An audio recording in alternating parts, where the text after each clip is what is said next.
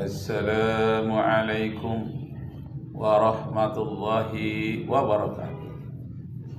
Naskurullaha syukran katsira biqiraatil hamdalah ala hidayatihi wa taufiqihi alladzi nahnu na'isu biha. Perbandingan agama. Menarik sekali kisahnya Nabi Nuh alaihi salam mengutus seekor bebek angsa ke 3 tempat, ke Sungai Tigris, ke Sungai Nil, dan ke Laut Merah. Mana yang lebih dalam setelah terjadinya banjir Nabi Nuh itu? Karena mana yang lebih dalam akan dibawa perahu Nabi Nuh ke sana. Terbanglah bebek angsa tadi ke Sungai Nil. Setelah itu dia terbang lagi, kemampuan terbangnya luar biasa, ke Sungai Tigris di Irak, Sungai Nil di Mesir, dan kemudian Laut Merah di dekat Jeddah. Nah, setelah diteliti, terbanglah kembali itu bebek angsa bersama dengan merpati. Merpati hanya melihat dari jauh, yang menjelajahinya sampai jauh adalah bebek angsa. Lalu bebek angsa melaporkan kepada Nabi Nuh, lapor ya Nabi Nuh, setelah aku teliti Sungai Nil, Sungai Tigris, dan Laut Merah itu sama dalamnya, tidak ada perubahan, tidak ada sama dangkalnya, sama dalamnya, tidak ada perubahan. Lalu bertanya Nabi Nuh, bagaimana caranya engkau meneliti? Ya, aku berenang di atasnya. Oh, pantas, kata Nabi Nuh, kamu tidak menyelam ke bawah? Tidak, hanya aku berenang di atas sambil mencari makanan, mencari ikan. Nah, begitulah otaknya, otak bebek angsa, iti angsa. Kenapa?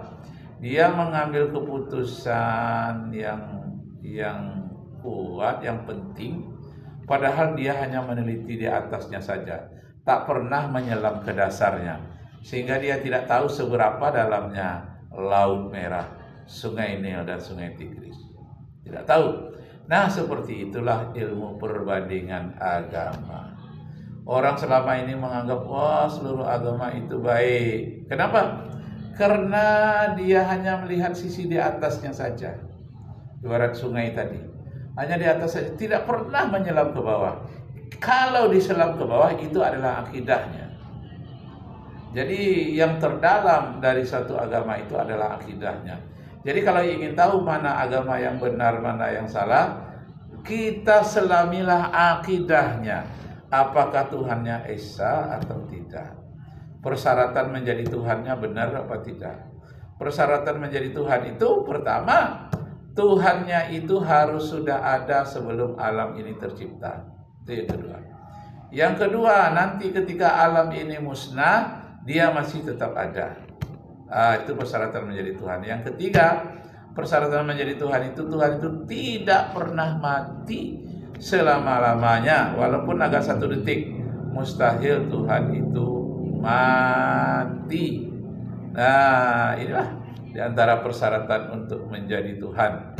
Nah, karena itu kita dengarkan sedikit perdebatan yang hebat yang berkaitan dengan perbandingan agama atau religion comparative atau comparative religion atau makaranil adiyan, perbandingan agama. Masya Allah, kita dengarkan. Maka itu apa? Artinya maha segalanya, bisa segala sesuatu, bisa. Sekarang saya tanya, kalau Tuhan mau jadi manusia bisa atau tidak? Tidak bisa. Ahad, sifat Tuhan itu mesti beda dengan sifat makhluk. Iya. Jadi nggak mungkin sama. Ya. Oh, hati-hati, nggak mungkin sama. Jadi kalau Tuhan sifatnya sama makhluk, lantas apa bedanya Tuhan dengan makhluk? Iya. Harus beda. Ingat, itu konsep pertamanya. Maka Allah kenalkan dari nama dulu. Perhatikan, nama yang melekat pada Tuhan mesti beda dengan makhluk. Setiap dihilangkan hurufnya kembali pada nama yang sama. Yes. Esensi yang sama. Yuk lihat, Allah. Saya ingin menghapus sekarang huruf ini, hamzahnya, hamzah wasal. Yuk kita hapus. Baca. Lil sama. Silahkan pahami sendiri. Saya hapus lagi 1. Lam pertama dihapus, otomatis tasdidnya dihapus. Baca.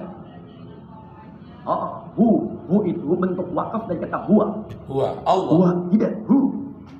Nah, ketika Anda tanya siapa hu di situ, huwa, siapa huwa di situ, kembali ke Quran surah 112. Konsepsi makhluk, antara Rabb dengan makhluk, antara Khalik dengan makhluk. Allah menyebut Qul innani anallah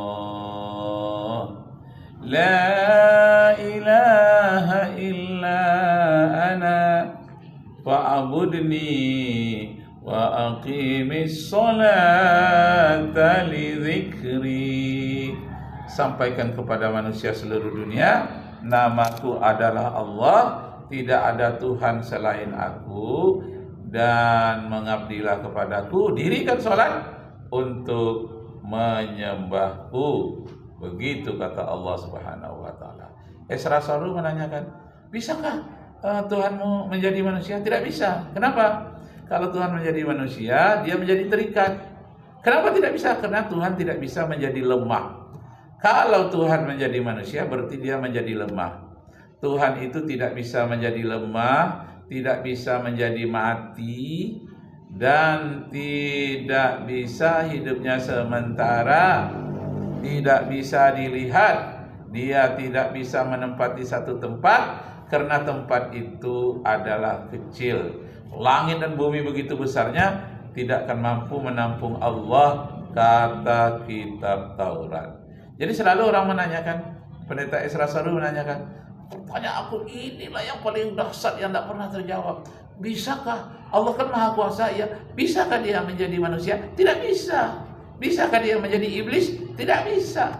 Bisakah dia menjadi binatang? Tidak bisa. Begitu dia menjadi makhluk, tanggallah ketuhanannya.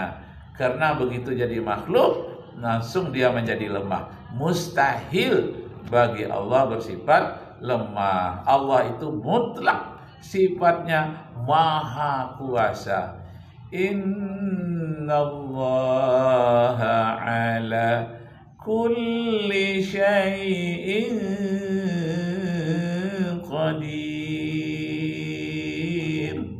Allah itu maha berkuasa terhadap segala-galanya.